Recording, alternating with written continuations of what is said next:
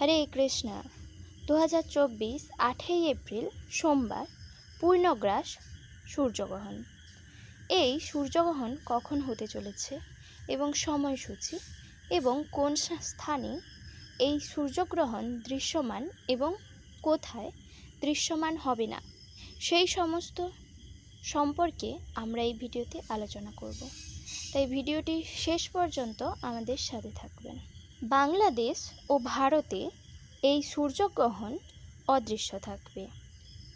এই সূর্যগ্রহণ দৃশ্যমান হবে আমেরিকা, কানাডা সহ উত্তর আমেরিকা, মধ্য আমেরিকা, হাওয়াই, মেক্সিকো, গ্রিনল্যান্ড, আইসল্যান্ড, আটলান্টিক মহাসাগরের উত্তর ভাগে এবং প্রশান্ত মহাসাগরের দক্ষিণ ভাগে দৃশ্যমান হবে এই পূর্ণগ্রাস সূর্যগ্রহণ।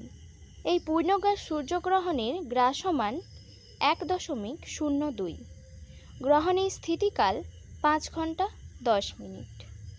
ভারতে এই গ্রহণ শুরু হবে 9টা 12 থেকে গ্রহণ সমাপ্তি হবে 2:22 পর্যন্ত এবং বাংলাদেশে এই গ্রহণ অদৃশ্য থাকবে এবং গ্রহণ শুরু হবে 9টা 42 থেকে এবং গ্রহণ সমাপ্তি হবে 2:52 পর্যন্ত। তবে অনেকের মতে এই সূর্যগ্রহণ কেন রাতের বেলা হচ্ছে? সূর্যগ্রহণ তো সবসময় সকালে হয় বা দিনের বেলা হয়, তাহলে কেন এই সূর্যগ্রহণ রাতে হচ্ছে? কারণ এই সূর্যগ্রহণের কেন্দ্রবিন্দু হলো আমেরিকা। তো তার জন্য আমেরিকায় এই গ্রহণ দিনে চলার জন্য এই সূর্যগ্রহণ এই ভারতে বা বাংলাদেশে রাতের বেলা হচ্ছে। সময়ে কি নিষিদ্ধ, কি করবেন না? গ্রহণের সময় খাবার গ্রহণ করবেন না। রান্না, তেল মালিশ, চুল আঁচড়ানো, মলমূত্র ত্যাগ, পানীয় জল গ্রহণ, দাঁত ব্রাশ করবেন না, পরনিন্দা করবেন না, যৌনক্রিয়ায় লিপ্ত হবেন না। এছাড়াও গর্ভবতী মহিলারা দয়া করে বাইরে বেরোবেন না এবং সূর্যের দিকে তাকাবেন না। কাপড় কাটা, সেলাই করা এইসব থেকে বিরত থাকবেন।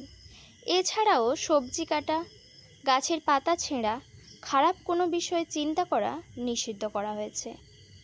গর্ভবতী মায়েরা দাঁড়িয়ে থাকা, হাঁটাচলা করবেন। গর্ভবতী মায়েরা হাতের পায়ের আঙুল বাঁকা করবেন না। গ্রহণের সময় অধিক হরিনাম জপ করবেন। এছাড়াও কৃষ্ণের সম্বন্ধীয় কোনো পাঠ্যপুস্তক বা কোনো কিছু শ্রবণ করতে পারেন। গ্রহণের সময় রান্না করা উচিত নয় এবং যদি কোনো রান্না করা বস্তু কিছু থাকে তাহলে ওগুলি ফেলে দেবেন এবং শুকনো যে সমস্ত খাবার রয়েছে সেগুলিতে দয়া করে তুলসী পাতা দিয়ে রাখবেন। এই পূর্ণগ্রাস সূর্যগ্রহণ যেহেতু বাংলাদেশ এবং ভারতে হচ্ছে না, তাই এই নিয়ম কেউ পালন করতে নাও পারে এবং কেউ যদি চায় যে এই নিয়মগুলি পালন করবেন তাহলে খুবই ভালো।